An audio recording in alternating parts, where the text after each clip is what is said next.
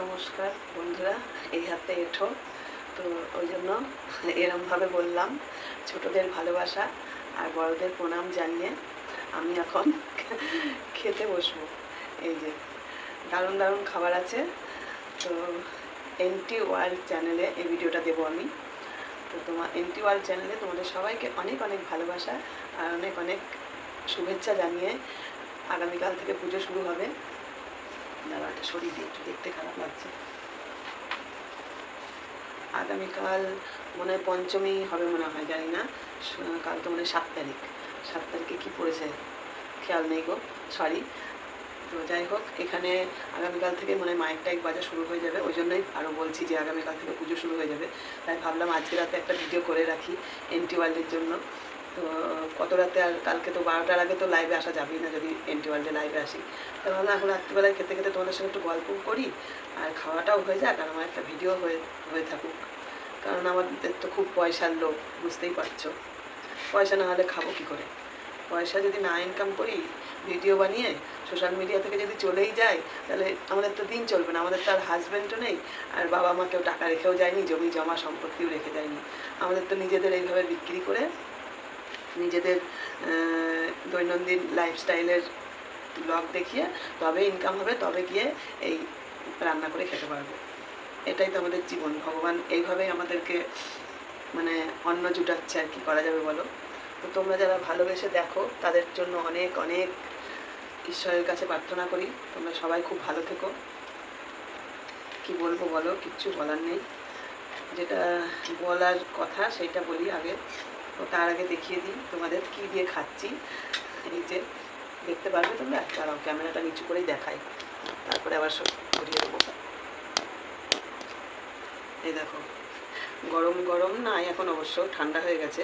এই যে দুটো চপ কিনে নিয়ে এসেছি, আর হচ্ছে আলু সেদ্ধ আর কচু সেদ্ধ দিয়ে এই যে ঘি আর লবণ, আর একটা লঙ্কা নিয়েছি সঙ্গে, যদি লাগে তবেই খাবো।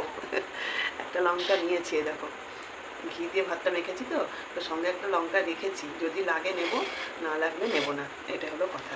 আর এই ঘি আলু সেদ্ধ ভাতটা খুবই প্রিয় আমার, ভীষণ ভালো লাগে। এটা হচ্ছে আমাদের মেঘেদের ঘরের ঘি। মেঘের মা ঘি বানায় ঘরেই। ঘি হচ্ছে একদম ঘরের হাতে তৈরি ঘি। এই ঘি খেয়ে আমার কোনো সমস্যা হয়নি এখন পর্যন্ত। মানে সমস্যা বলতে কি, আমার ঘি খেলে যে অসুবিধাটা হয়, গ্যাস হয়ে যায়, অম্বল হয়ে যায়, বিশ্বাস করবে না, এই ঘিটা আমি যতই খাই না কেন আমার কোনো অসুবিধা হয় না। ঘিটা খুব ভালো, একদম এরকম কালার দেখলেই বুঝতে পারবে, দেখো ঘিটা খুবই ভালো। তো কথা হচ্ছে, কি বলছিলাম ভুলে যাই, সব ভুলে যাই গো বন্ধুরা, মাথা কাজ করে না এক সময়। আজকে আর লাইভ করবো না। আজকে হচ্ছে 6 তারিখ, এখন রাত্রি 11টা বাজে। আগে খেতে খেতে একটু দেরি হয়ে গেছে, শরীরটা ভালো লাগছে না। একটু বেরিয়েছিলাম, হেঁটে হেঁটে আসলাম, চপ নিয়ে আসলাম, আর বাজারে একটু ঘুরে আসলাম। মানে রানাঘাট যাইনি, এইখানে আশেপাশে যে বাজারগুলো আছে, বাজারে একটু ঘুরে আসলাম।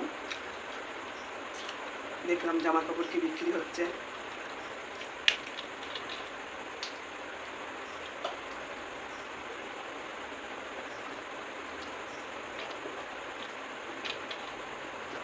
তো এই ভাত খেতে খেতেই তোমাদের সঙ্গে একটা কথা শেয়ার করি, না শেয়ার করলে অপরাধী মনে হবে নিজেকে।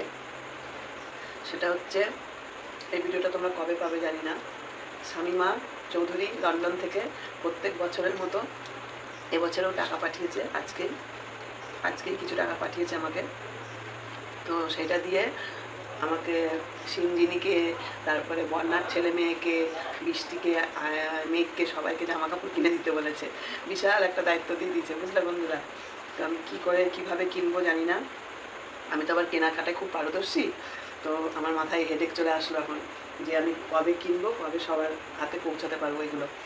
তো দেখা যাক কবে কিনি। এই জন্য একটু গেছিলাম এখানে। তো এখানে ঠিক কিনে পড়তা হবে না হয়তো, ওই জন্য আগামীকাল রানাঘাটে যাবো, এমনি দরকার আছে। রানাঘাট থেকেই কিনে নিয়ে আসার চেষ্টা করব। বন্যার দুই নাতি, না 3টে নাতি, বন্যার 3টেই নাতি, একটা একদম পুচকু আর 2টো বড়। এই হলো ব্যাপার। আর সিন্নির জন্য কিনবো। তোমরা দেখতেই পাবে। উঠে গেল।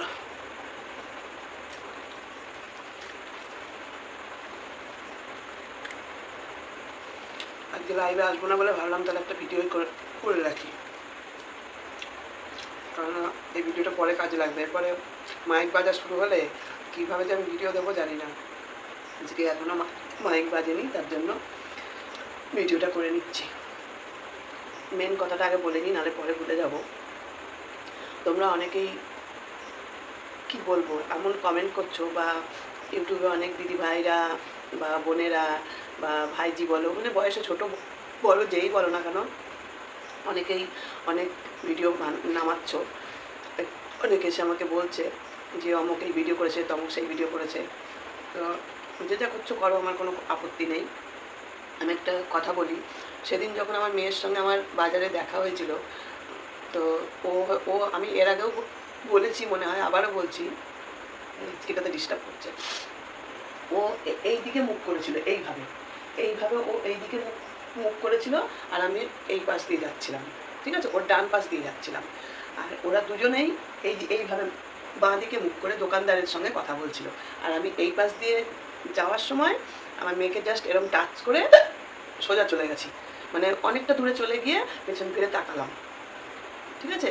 তো ওকে আমি সেই সুযোগটা দিইনি যে ও আমাকে নেমে কথা বলবে বা জড়িয়ে ধরবে বা ওখানে আদর আপ্যায়ন করবে। আমি ওকে সুযোগটা দিইনি, তার একটাই কারণ যে জানি সোমনাথ আমাকে পছন্দ করে না। তো মেয়েকে সামনাসামনি পড়ে গেছে, এবং আমি এই কারণেই বলেছি যে আমার অনেক দিনের ইচ্ছা, সত্যি আমার অনেক দিনের ইচ্ছা যে এরকম সামনাসামনি একদিন দেখা হোক ওর সাথে। কবে দেখা হবে ভাবতাম, মানে ওই যে বললাম না যে বাড়িতে এসে যখন ভিডিওতে দেখি যে এই টাইমে ও বাজারে গেছিলো, আমি ভাবি আমিও তো এই টাইমে বাজারে ছিলাম, তাহলে কেন দেখা হয় না, এটা ভাবতাম। তো সেদিন সত্যি সত্যি আমি মানে অবাক হয়ে গেছি যে একই ফুলের দোকানে, ওরা যে ফুলের দোকানটায় গেছিলো সেই ফুলের দোকানটায় আমিও যেতে যাব। মানে মেঘের মা আমাকে ফুল মালা আনতে দিয়েছিল, পয়সা দিয়েছিল যে দুটো মালা আইনে দিও তো দিদি, তাই বলেছিল। তো ওই দোকানটায় আমি মানে 10 মিনিট আগে গিয়ে দাম দর করে রেখে এসেছিলাম, দিয়ে ভেতরে গেছিলাম কেক আনতে। তো কেক নিয়ে এসে ওই দোকানে আমি যেতে যাব, দেখি ওরা গাড়িতে বসে, ব্যাপারটা ভালো করে বুঝবে, ঠিক আছে। আমি দেখছি ওরা গাড়িতে বসে, তখন আমি বেশি মানে 1 সেকেন্ডও ওখানে দাঁড়াইনি, আমি খালি ওর গায়ে এরকম টাচ করে রানিং বেরিয়ে গেছি অনেকটা দূরে গিয়ে। তারপরে আমি দেখছি ওরা কতক্ষণ থাকে ওখানে, এবার ওরা সরে গেলে তারপরে আমি দোকানটায় যাবো।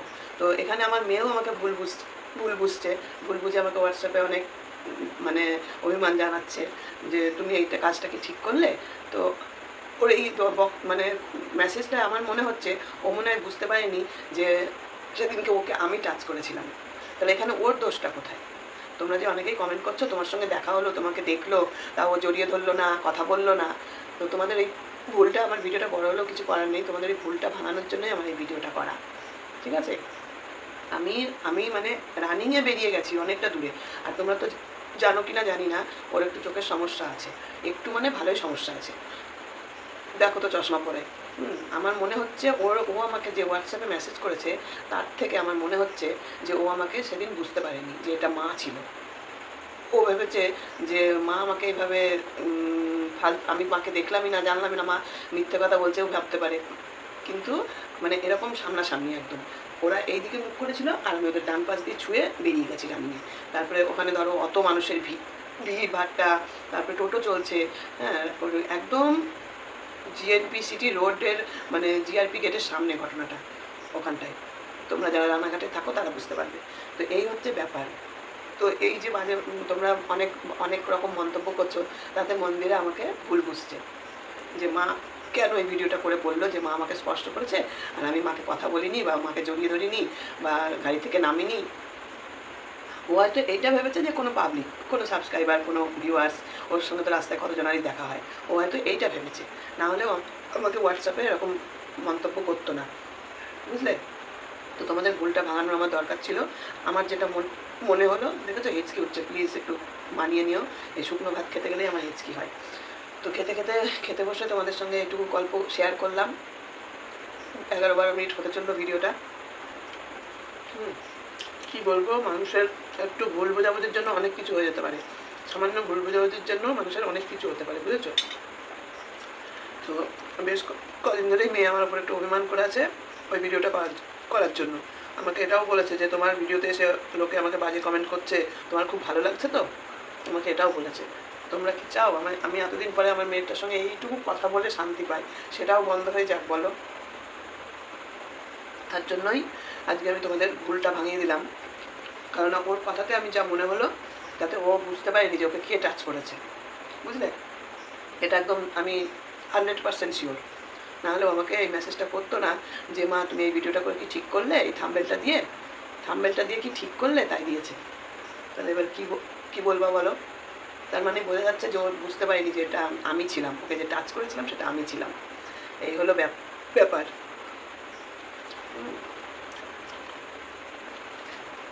তোমাদের সঙ্গে কথা বলতে বলতে আমার ভাত ঠান্ডাই হয়ে গেল।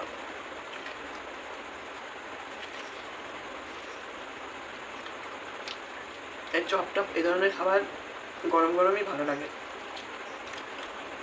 তো বন্ধুরা, আশা করি তোমরা আর খারাপ কমেন্ট বা খারাপ মন্তব্য এই ব্যাপারটা নিয়ে অন্তত করবে না। আর প্লিজ হাত জোর করে বলছি যে তোমরা আমাকে আমার মতো করে থাকতে দাও, ঠিক আছে? আমাকে আমার মতো করে থাকতে দাও। আমি ভালো আছি। এই আলু সিদ্ধ ভাত খাই, মাছ ভাত খাই, ডাল ভাত খাই, নুন ভাত খাই, আমি ভালো আছি। আমাকে আমার মতো করে বাঁচতে দাও, তোমরা পাশে থাকো। আমি আবার এর আগেও বলেছি, আবারও বলছি, সব কিছু সময়ের উপর ছেড়ে দাও। তোমরা এবং আমি সবাই সময়ের সাক্ষী হয়ে সময়ের উপর অপেক্ষা করি, তাই না বলো? উপরওয়ালা সবটা সত্যি মিথ্যা সবটাই দেখতে পাচ্ছে। মানুষ কি বললো না বললো কিছু যায় আসে না, কিচ্ছু যায় আসে না। আজকে আমি সঠিক আছি, সৎ আছি বলেই এই ভাবনাটা আমার মুখে জুটছে, খেতে পাচ্ছি দুবেলা দুমুঠো, আর মাথার উপরেও ছাদ আছে। হাজার কষ্ট, হাজার কি বলবো, ঝড় তুফানের মধ্য দিয়েও ঈশ্বর কিন্তু আমাকে ঠিক বের করে নিয়ে এসে স্থায়ী করে দিয়েছে একটা। তো তোমরা সেটা দেখেই খুশি থাকো, আমাকেও খুশি থাকতে দাও, ঠিক আছে? এর বেশি কিছু বলবো না। আমি কিছু না বলেও দোষী, আর বললে তো কথাই নেই, আর কী হবে জানি না বললে পরে।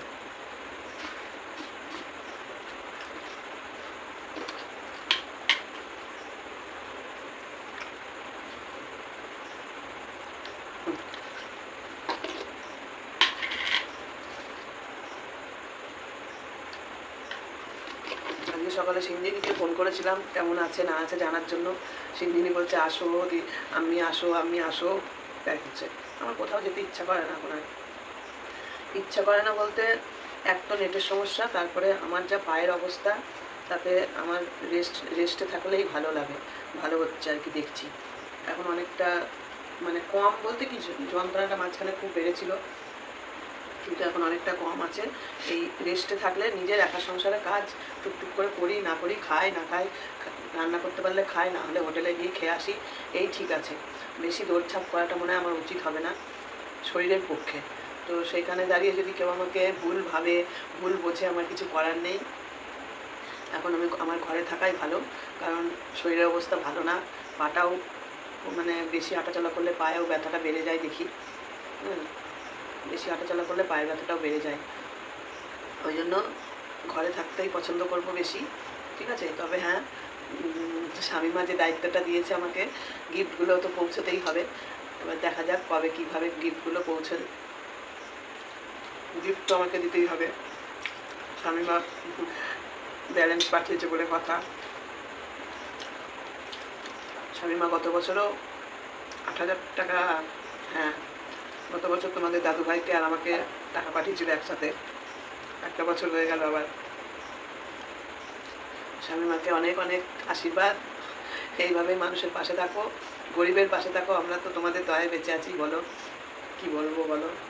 একজনের যা কথাবার্তার ধরন, খুব আঘাত লাগে, খুব কষ্ট হয় শুনলে কথাবার্তাগুলো। তাদেরকে ভগবান স্বামী, সন্তান, শিক্ষা সব কিছু দিয়ে সুশিক্ষিত করেছে, কিন্তু কোন কথাটাতে মানুষ আঘাত পায় সেটা ভাবে না একবারও। সেটা ভাবে না যে এইভাবে বলছি, সেই কথাটা যাকে বলছি সে যখন এইটা শুনবে তখন তার কতটা আঘাত লাগবে। একটা মানুষ একটা কথা বলে দিলে না, তখন সেটা হাত থেকে ঢিল ছোড়ার মতো। হাত থেকে তুমি যদি ঢিল ছুঁড়ে ফেলে দাও, সেই ঢিলটা কিন্তু তুমি আর ধরতে পারবে না, তাই না? তো অনেকেই আছে যে এমন এমন আঘাত দিয়ে কথা বলে যে এইখানটা এসে বেঁধে একদম মনে হয় যেন এইখানটাতে ইটটা মারলো আমাকে, তাই মনে হয়। তো ভালো থাকুক সবাই, সবাই মায়ের সন্তান, সবাই ভালো থাকুক এটাই বলবো। যে যেখানে আছো, যে যেভাবে আছো, সবাই পরিস্থিতিতে ভালো থাকো। করতে পারো আমাদের নিয়ে ভিডিও, আমাদের বা আমাকে আমাকে আঘাত দিয়ে যদি যত ভিডিও পারো করো, কিছু বলবো না। আর এটুকুই বলার ছিল। চলো, ভিডিওটা শুধু শুধু বড় হয়ে যাচ্ছে, ভাতটাও খেতে পাচ্ছি না, হেঁচকি উঠছে, দেখি কি করা যায়। এই নাক বন্ধ করে বসে থাকতে হবে, সেটা কি আর তোমাদের কতক্ষণ দেখাবো বলো, তবে গিয়ে হেঁচকিটা কমবে। তো চলো, টাটা, শুভরাত্রি। এই কথাগুলো বলার জন্যই ভিডিওটা করলাম। সত্যি কথা বলতে খেতে বসে মনে পড়লো আজকে তো লাইভ করতে পারবো না, এমনি দেরি হয়ে গেছে, আজকে লাইভ করতে ইচ্ছাও করছে না। দেখি নিপা ডেলি ব্লগের জন্য একটা ভিডিও করতে পারি নাকি, রাত্রে করে রাখি। হ্যাঁ, ওই জন্যই আরও আসলাম। টাটা, গুড নাইট, শুভরাত্রি, সবাই খুব ভালো থেকো। আর ভালোবেসে এই কাকিমাটার একটু পাশে থেকো, যাতে এই ভাতটা জুটাতে পারি দুবেলা দুমুঠো, আর এই মাথার উপরে ছাদটা আমার থাকে। ঠিক আছে, চলো, টাটা।